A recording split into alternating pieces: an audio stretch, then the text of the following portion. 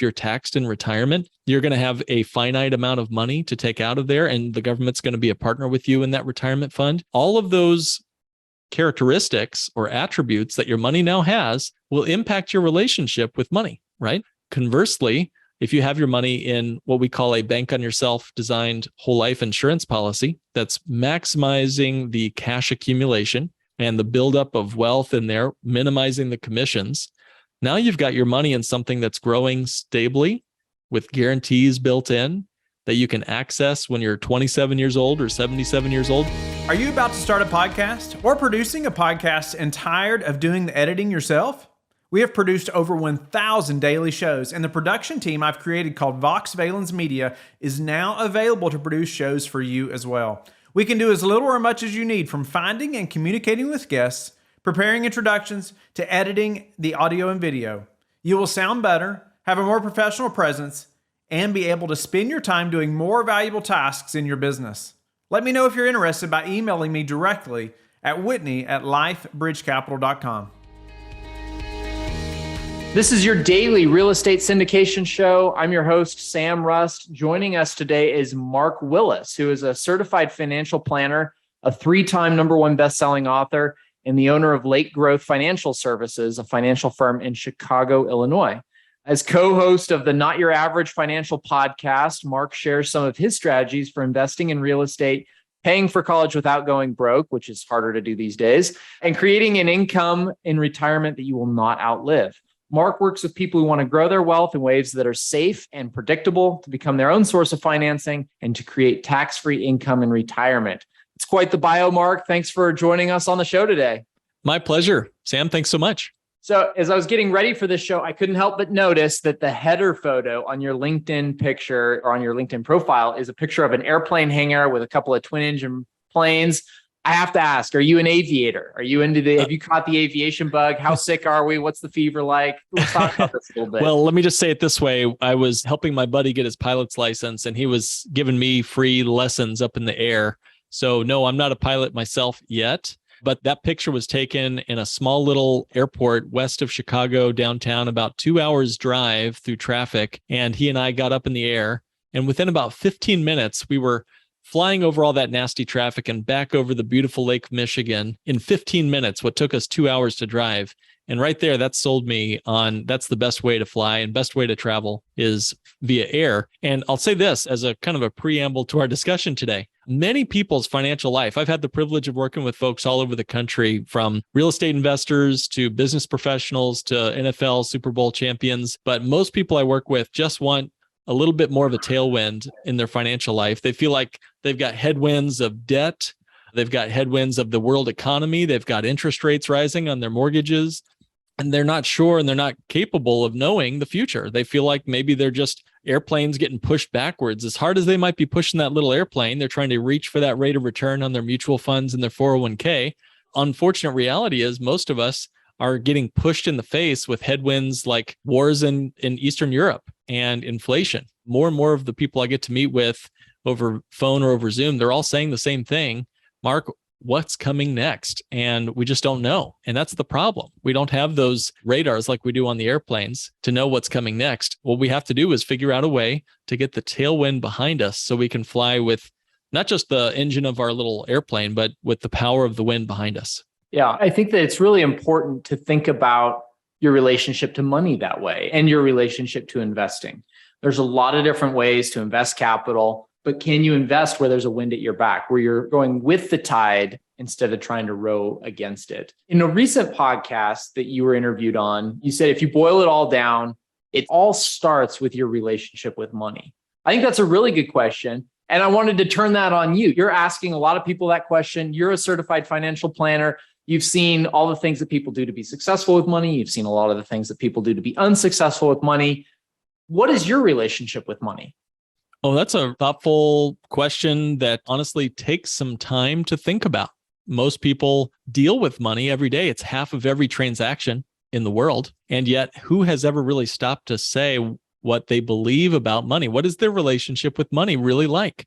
In fact, I was kind of dumbfounded that I'd gone these many years without having any kind of purpose statement for my money. Maybe you have one for your business. Do you have a purpose statement for your business? I hope you do. What about your yes, marriage? yeah. Good, good, good. What about your marriage? What about your parenting? I know you're a very intentional parent, and you read books about it as well. So what about money? Do you have a financial statement of purpose?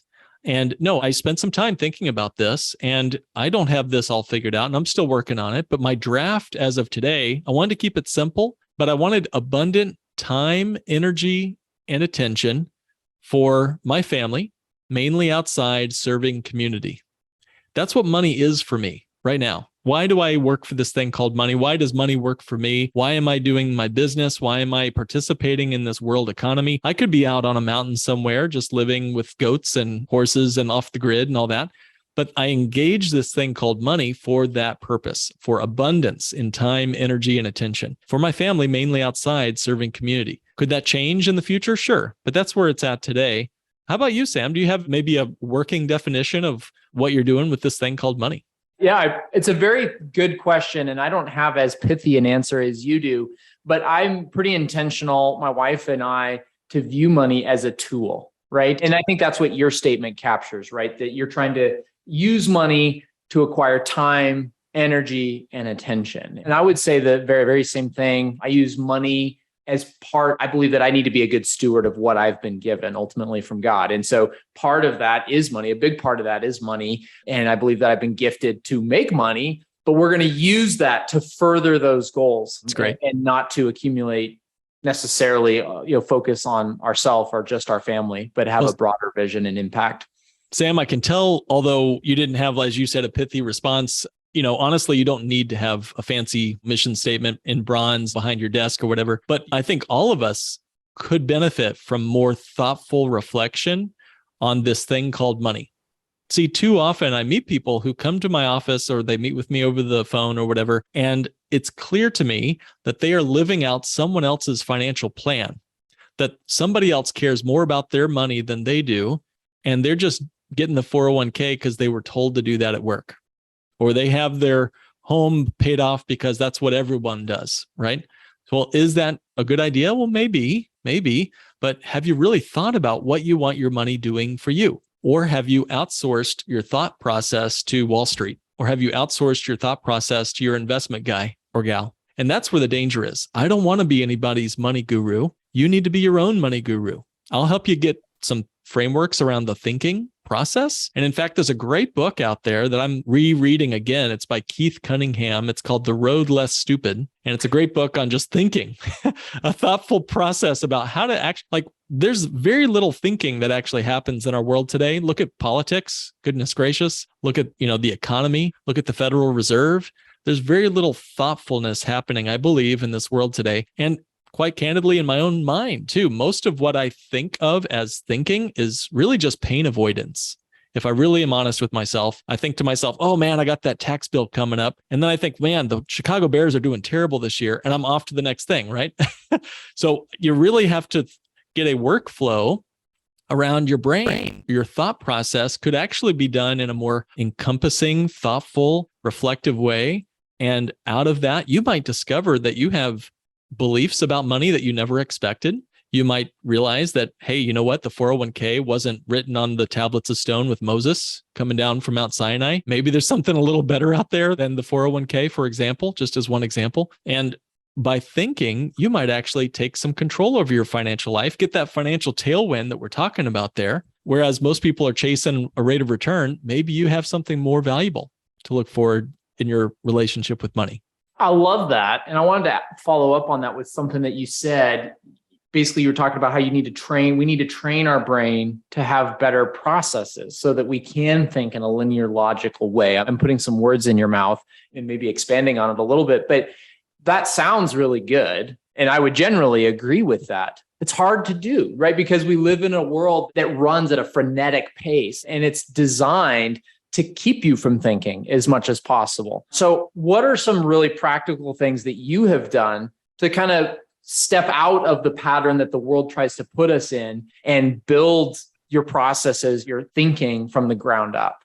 Well, there's a whole process here, which we probably don't have time to get into, Sam, but you ask a great question. And that's actually the first step to thinking, is to find the unasked question. That's a discipline, is to find the unasked question. Usually we think to ourselves, hey, what needs to be fixed? What's in my business that needs to be fixed? What's in my marriage that needs to be fixed? There's a great YouTube video out there where the man is trying to tell his significant other, hey, there's a nail in your head. And she's saying, we need to focus on our relationship. I just have this increasing headache every time I'm around you. And he's like, but there's a nail in your head. So when we overlook the problem and just focus on the symptom, we might miss the real problem. So most of the time we chase after the symptoms. I can't fit into my pants anymore, or I don't have as much in my retirement account as I want to, or whatever your quote problem is. It's most of the time a symptom of trying to solve the wrong problem. And we're asking the wrong question that leads us to the wrong action. Okay. So most of the time, if we could focus on thinking through what are some of the best ways to ask the right question, I found instead of saying something like, hey, I feel poor, you might start with the phrase, why am I feeling poor? That's a good start. But an even better way to ask that question is, how might I ... so that I can ... whatever it is you're trying to solve, how might I increase my revenue by $20,000 a month so that I can increase my footprint in my business and build our profits? Maybe that's one way you could ask a better question. And that the brain, when it's asked a question, it immediately starts looking for a solution. But if the question asked is the wrong question, you'll go chasing the wrong solution. Does that make sense, Sam? If you go after the wrong thing, you'll chase the wrong answer.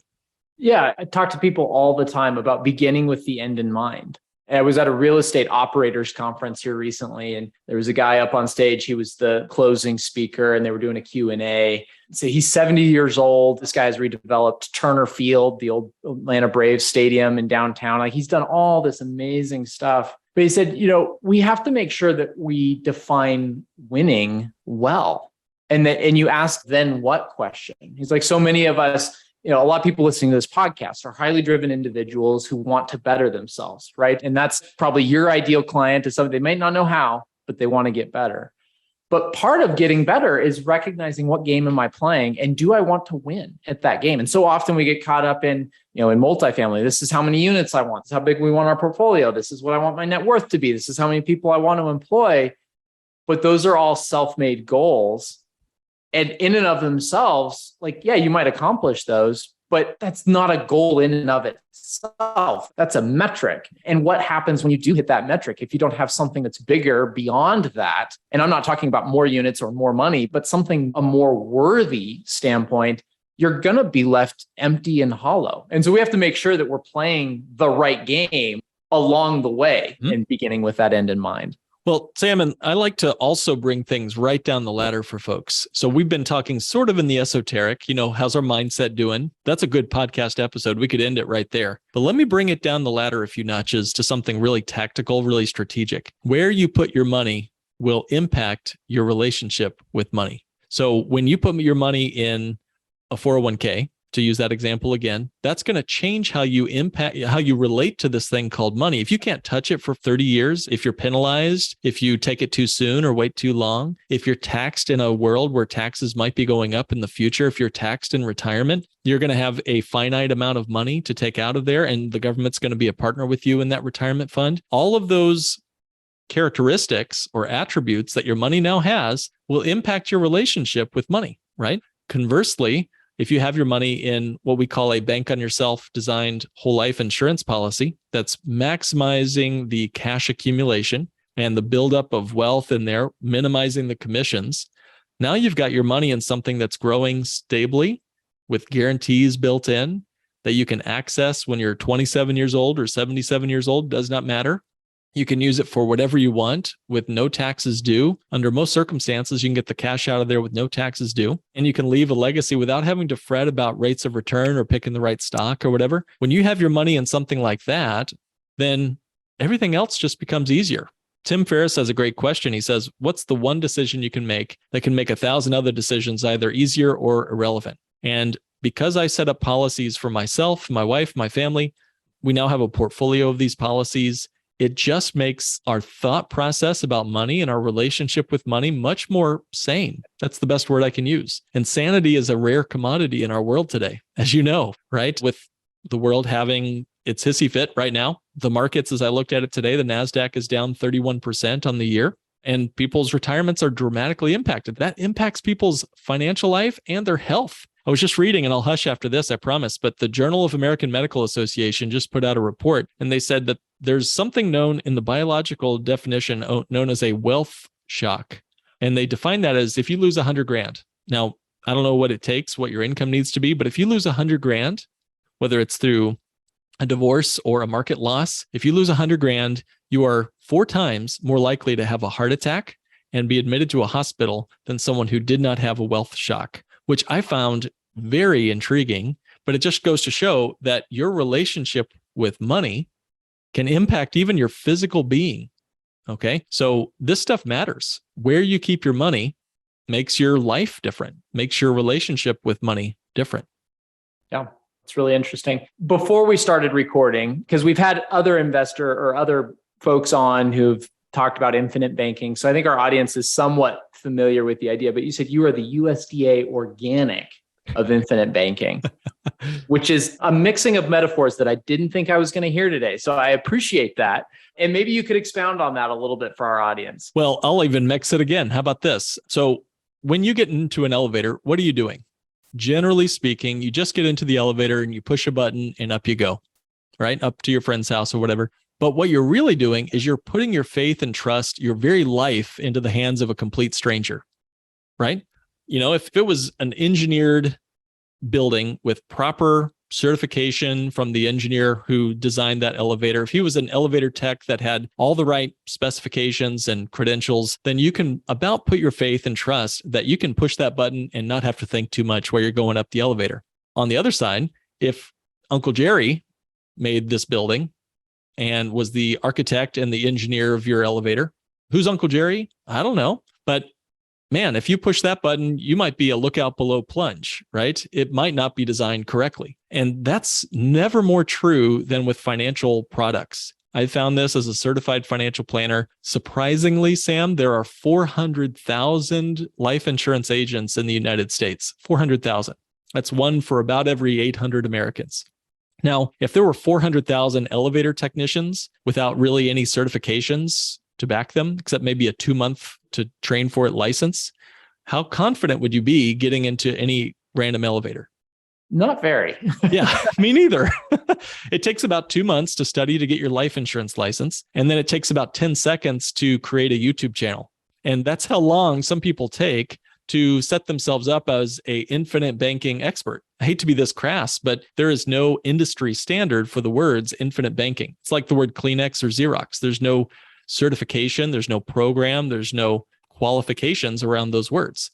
And so many people I've met who thought they had an infinite banking, quote unquote, type whole life policy actually had indexed universal life or variable universal life. They had a taxable endowment contract that they didn't expect. Their policy was getting more expensive every single year. They had 15-year surrender charges. It was going to lapse on them and become a taxable nightmare for them. So this is just some of what I've seen looking at over 1,000 of these policies from folks who thought they had, quote unquote, infinite banking.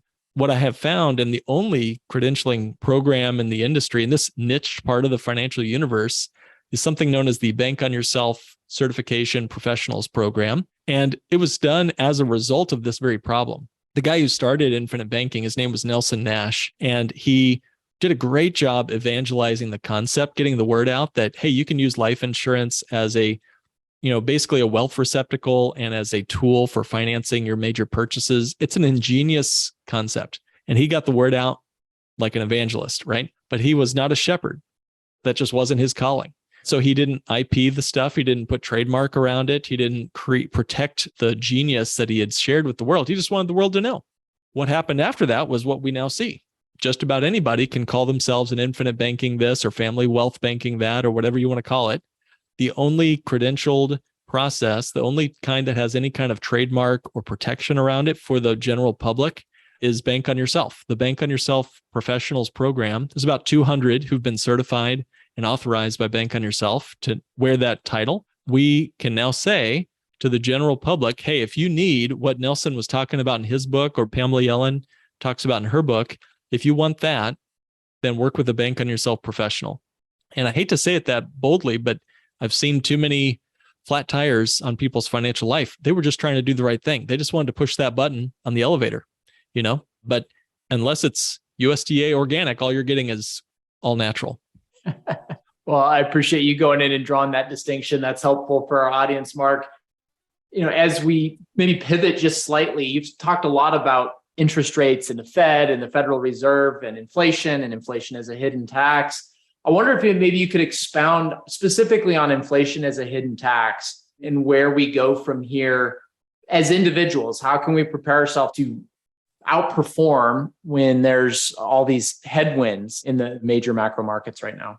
Well, there's been an increase in the money supply for sure since COVID, but really well before that. We're talking the last 20 years, we've had extremely low interest rates, and the increase in the money supply clear back to 2008, where we thought quantitative easing from the Federal Reserve was going to be a one and done thing. They promised they wouldn't keep doing it. Well, here we are with quantitative infinity, basically, and the deficits have grown. The volume of money printed has grown. We are now north of $31 trillion on our balance sheet there that we need to somehow pay off. All right. So that's more than 125% of our GDP. That's more than Great Britain, which only has 80% debt GDP. And they just had a currency crisis and a financial crisis wrapped up into one. So we're worse than them. Now, is there hope there? Is there hope? Yes, I believe there is. We've had a long history with central banking, but we've had an even longer history with banking. Here's the powerful realization. I read this great book, Sam. It's called Debt: The First 5,000 Years by David Graeber. Really cool book, but it's kind of a startling title. The first 5,000 years. Can you imagine? That means that banking is as old as art or marriage or, pick your human institution, right? We've had this thing called banking and debt. Think of how many marriages have been lost. Think of how many lives have been lost around this 4-letter word called debt. And so look around our towns. Which buildings are the biggest buildings? It's usually the bank, right? So how do we incorporate the banking function in our own life? See, central banks are only about 130, 150 years old. We've actually tried to do it 2 other times in this country and failed. The current Federal Reserve is our 3rd attempt. There's a long history there, which we won't get into. But this 3rd attempt was actually created the same year that we started to have an income tax in this country, which is another interesting story. But we are living in a very modern incarnation of this thing called banking. All right. But the banking function has existed for thousands of years. How did it exist before the banks as we know them today? Well, it was at the you and me level. Most of the history of banking existed between you and me. We didn't need a third party to tell us what the interest rate should be. Imagine if we had a central authority telling us other random things about our life, the relationship we should have together, Sam. Imagine if this central authority would tell us who we should get married or to what we should eat for dinner tonight. Why do we need a central authority to tell us what the interest rate should be on a loan that you might need to give me or me give you? I don't see the relationship there. So how do we solve the central banking problem? If federal banking is the problem, I'm going to suggest that fractal banking could be your solution. So what the heck is fractal banking? Well, what is a fractal? Have you ever studied up on this? I'm a huge nerd for this sort of thing, and I was not very good at geometry, so I'm making up for lost time. I am somewhat familiar, but maybe for our audience, you could define what a fractal is. Okay, it's not the Fraggles that I loved watching as a kid, but fractals are a shape, a geometrical shape that as you zoom into it or as you zoom out of it, the shape resembles itself. So the closer and closer in you go, it looks just like the larger geometric shape. I want you to imagine like a fern in your garden. If you have a fern in your garden, you know what I'm talking about. It's that triangular leaf. Every leaf represents the picture of the entire plant. And if you look at the entire system of plants, it looks like one leaf. It's incredibly geometrically similar no matter how big or small you get. So this is also true with hurricanes, with the human body, with our DNA sequence, with pick any tree, a river, the coastline of England. The list goes on and on. There's fractals all around us in nature. It's actually quite breathtaking when you sit down and think about it for a minute. It's beautiful, the design of our world. Okay, so what does this have to do with banking? Well, if we could, each one of us, opt out of the federal banking system in a very practical way by setting up our own money reserve, our own capital in our bank on yourself designed whole life policies. We're no longer participating in the banking system with that money. Every time we put money into a regular bank account, Sam, we're contributing to the Federal Reserve's overall asset balance sheet and more, right? Every time I make a deposit, every time I swipe my debit card or credit card, I'm joining in the chorus of voting for that federal bank. But every time I pump money into one of my policies, I'm opting out with those dollars. Every dollar is a vote for me. And so I don't have to wait for Congress or the White House to make a decision about the Federal Reserve or interest rates. I can choose with my own free will to vote with my dollars to pump money into my own capital reserve. I can be my own money supply, right? I can increase it with guarantees built in. I can borrow against the policies I've created for any purpose. I don't have to beg a banker. I don't have to get some permission from some third party.